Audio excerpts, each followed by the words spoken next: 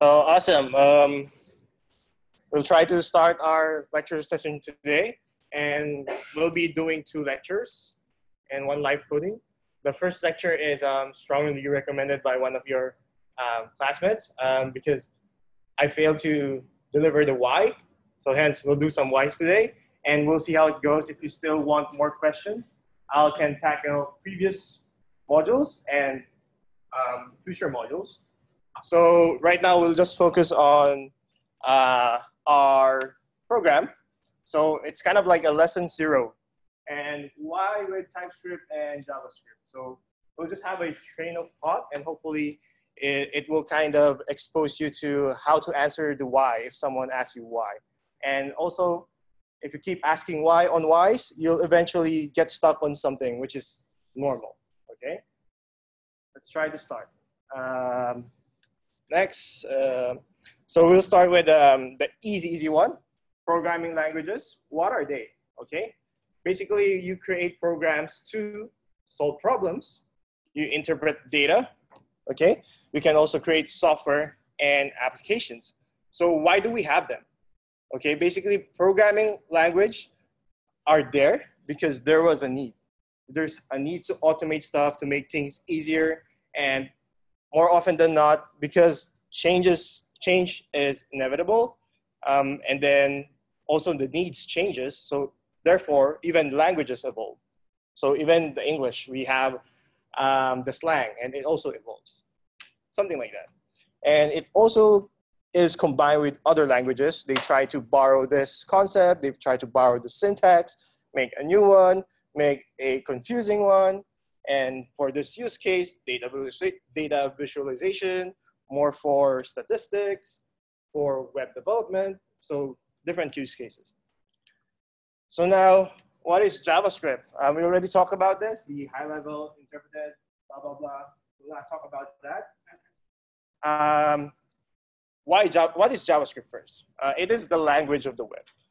1.6 billion sites, JavaScript is used on 95% of them. So that's still 1 billion sites, okay? It has a large standard library. It simplifies complex software development as well. When we say language of the web, it's like English, okay? We never bother to ask, so we just know English. And if you ask, so why English? It's so hard. And the most common thing that you would answer is, oh, it's the most popular. It's the most being used. And it holds true for most programming language. If it's used all the time, therefore it will be like the norm. And it's really now hard to just say, to just ask, why are we using JavaScript? Now it's the norm. Everyone talks in JavaScript language. Okay, but more into that. Why was JavaScript created? Okay, we talked about the Netscape. So they needed a programming language for the web browser. During that time, there were the Java applets for the web browser, and usually you need to hire Java developers for that. Very technical. And they were looking for a language that would glue them, okay? The web designers, part-time programmers who are building this web content. So such as image, plugins, and again, the Java applet. So they're trying to integrate those stuff. And again, do more in the web browser. Okay, that was the need, a language to glue them. Why was it created again? Because they saw Java, as I told you, as a component language, meaning a core language for developing the apps. However, the web page designer also would like to do some assemble of the components, do some interaction with the components, and again, using the JavaScript, okay? Alternatives to JavaScript, in my research, there's tons of them, but most of them compiles to JavaScript. So again, it's like English. It goes down to English again.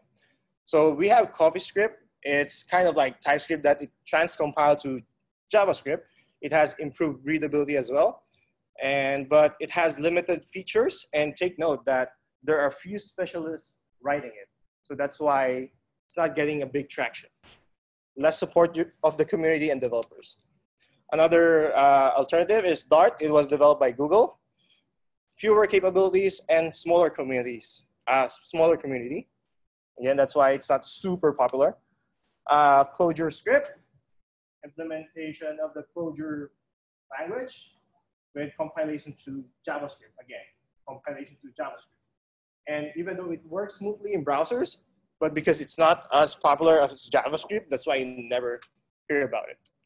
And again, we already know that TypeScript it's a enhanced JavaScript, has backwards compatibility, and coding using this language, however, can consume more time. A perfect example is one of our TAs when he was applying for a job. He was like, I want to demonstrate my ability as a web developer. He said, I'll use React and TypeScript to just show them I know TypeScript. The question was, in 1 hour, create me a Kanban board from scratch. And even though he was very experienced, but because TypeScript has a lot of type safe and errors, he couldn't really create the Kanban board right away. Instead of like creating a JavaScript with React, even though there's a bunch of errors or holes, but at least you can show right away, hey, this is some of the functionalities that are working, right? Unlike in TypeScript, it will stop you and not build you stuff. Okay, so why is JavaScript confusing? Okay, everyone says it's so hard, it's so easy, again, because it has a lot of extra functions that aren't part of the core language. Again, when we teach you JavaScript, we teach you the programming language, like the for loops, data types, and then you're not like, why are we in the browser? Why are we doing document object model manipulation? Something like that. So that's why it gets confusing, because again, it's the language of the browser, aside from being just a scripting programming language, okay? Also, it was hastily built and was just written in 10 days because of the need for the Netscape. So, wow, that's just 10 days, right? And another thing, that's why it became a confusing language, because even the goal of the language, originally intended to be a functional programming language, then modified to be the Java for the web. So shifting the purpose of the language also makes it more convoluted, okay? And a lot of people hate it as well. So people would hate Fortran because it didn't guarantee order of processing and logical operations. I've never done Fortran. I don't know who have done Fortran. People hate C because it's so easy to do wrong with whatever thing, and also with pointers. Okay. Also, people hate C++ because all the flaws of C plus many new ones were introduced by the class abstraction, the class-based object-oriented programming. And now we would have people hating Bash, people hating Perl, people hating Python, people Ruby, C#, and so on. But is hate a bad thing? As we can see, as humans, we really love to complain, right? But the more complaints means the more language is used. And the more language is used, it is more popular, right? And then, again, if there's no complainers, means no usage. And again, if the complainers get serious enough, we will develop a new language from the old, for example, TypeScript. Okay, so this is how our programming languages evolve. So there's a big community, even though they hate it, but because there's a lot of usage, they'll definitely try their best to improve it. Okay, so TypeScript, you already know what it is. Okay, so skip that. JavaScript that scales, have type-checking, richer environment for spotting errors as you type the code, transcompile to JavaScript. TypeScript objects are just syntax sugar for JavaScript function objects. You guys know that already. So what is an object? So objects have a notation of self and reuse behavior. They usually inherit from a blueprint or other objects. When you say from a blueprint, that's the classical inheritance, meaning the class-based approach. If you say from other objects, that's prototypal inheritance, which is JavaScript or TypeScript, okay? Again, objects are used in object-oriented programming. Next, what is object-oriented programming? Basically, just think about objects, you're composing it, right? And it consists of mutable states and functions also called as methods that operate on these mutable objects. Let's move on to this one. So why was it created? 1996, Alan Kay created a paper, okay? The idea was to communicate via message passing instead of direct data share, okay? It's like, you don't need to know all of my stuff, so I'll just show you this stuff, the public interface, and let's talk with one another instead of like showing everything, which is dangerous. He was also sorry for coining the term object in the object-oriented programming because he said that was just a small focus on the idea. The main focus of object-oriented programming is the message passing, okay? And again, as we all know, the ingredients of OOP, you have message, encapsulation, and dynamic binding. So what are the problems of OOP? It can have an inheritance problem. If you have a deep enough chains of class, animal, let's say pig, and then subspecies, subspecies, subspecies.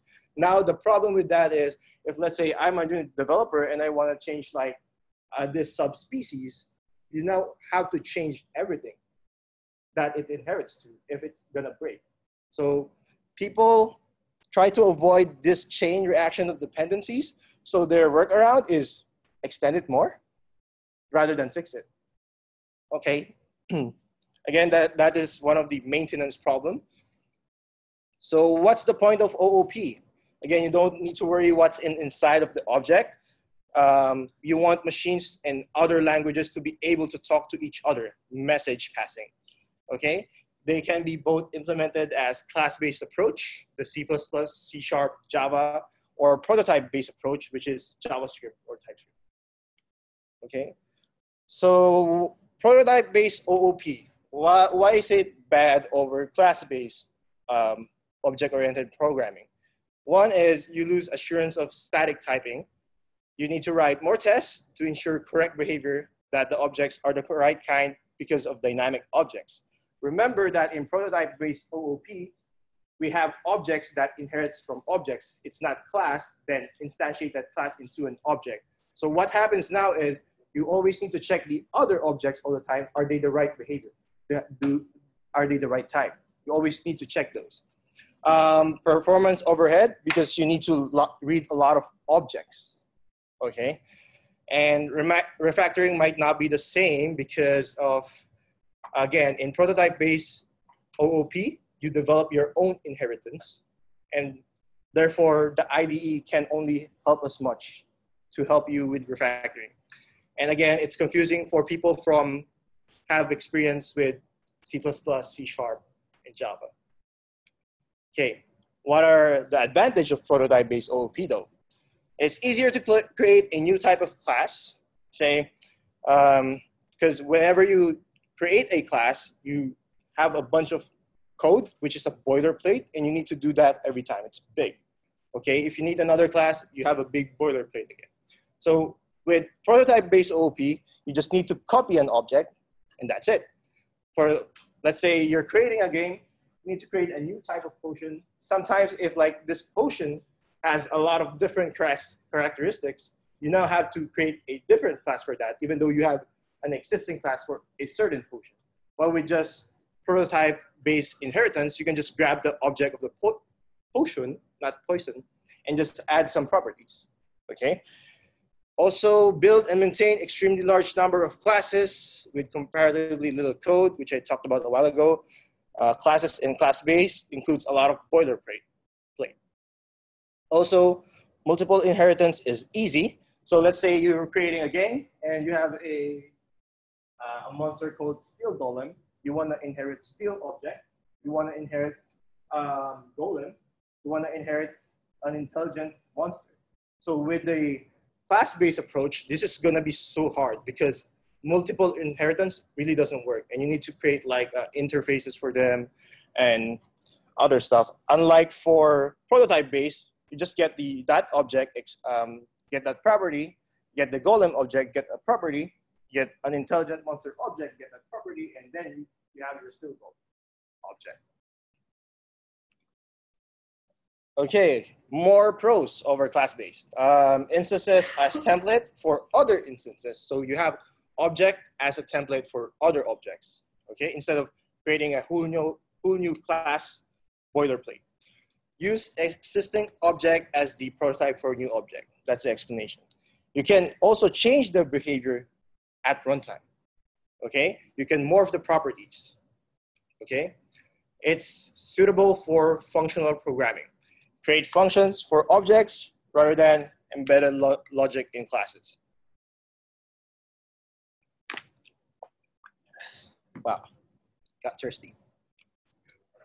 Yeah. So now we move on with our flow. It's best suited for functional programming. So why use functional programming? It's more compressed and predictable code. Again, what we said before, whatever you input, you get the same output all the time, okay? Easier to test because you know the output. But however, it's not really a mutual exclusive thing. So it's also compatible with the idea of OOP. So people use this in conjunction with OOP, okay? Easier to enhance and take a completely new direction. So again, with OOP, you need to like structure your class very well. It's like your blueprint when you're creating your building. It should be very, very good before you create the building. Unlike in functional programming, you just have a snippet of code and you can, let's say, okay, I don't want a building, maybe a bungalow. You can easily do that. When what is created? Oh, when I started researching for this, it was bad because it was derived from mathematics. So in 1930s, the lambda calculus as the theoretical framework, that was the basis of functional programming. It was based from mathematical models. Even the pure functions, those stuff, all of them come from mathematical models. So I don't want to talk about that. The pros of using functional programming though is, again, you have shorter code, so it's easier to spot errors, hence smaller errors. And you have higher level of abstraction, meaning you don't really need to know a lot of stuff, like, okay, what's happening in my class, right? No, you don't need to do that. Function signatures are more informative because now you have more functions than you used to have in OOP, and usually you would try to define what each function is doing. Therefore, again, it goes for smaller errors. It has expressive abstraction, productivity, and maintainability. Okay? What it is bad for? This one was hard because it's very technical. It has a problem with predictable performance because when you do functional programming, you have lots of functions. And when you have lots of functions, you would do a lot of function calls. When you have a lot of function calls, you get a lot of memory usage. So also with that, the garbage collection, you would have a large amount of short-lived garbage. And I really tried my best to research on this, but there's not much I can find as a con. And also this one is very technical, the laziness and performance sacrifice. So now I guess that ends my lecture 0. And I just like you to ask, do you want to proceed this sort of style? And also, do you want me to cover the previous classes like HTML, Bash, and why are we doing those things? I did definitely prepared some of the full stack for Mean and Python on the whys, but I haven't finished them yet. So if you think this is good, just, I don't know, say yes, say no. Yeah, go ahead. Because it shows up everywhere in the JavaScript world, can we go over syntax sugar? Syntax sugar? Yeah. Okay, basically the term, I only know the term, right? The term of syntax sugar is basically, it's trying to mask something that it tries to simulate something, right? So example, TypeScript has class keyword. When you say syntax sugar, it's just when you check underneath the hood, it's still using the functions and objects type of way to inherit stuff, okay? But just so you know that ES6 onwards, meaning the JavaScript itself, ES6 onwards, they already have the syntax sugar for class, okay?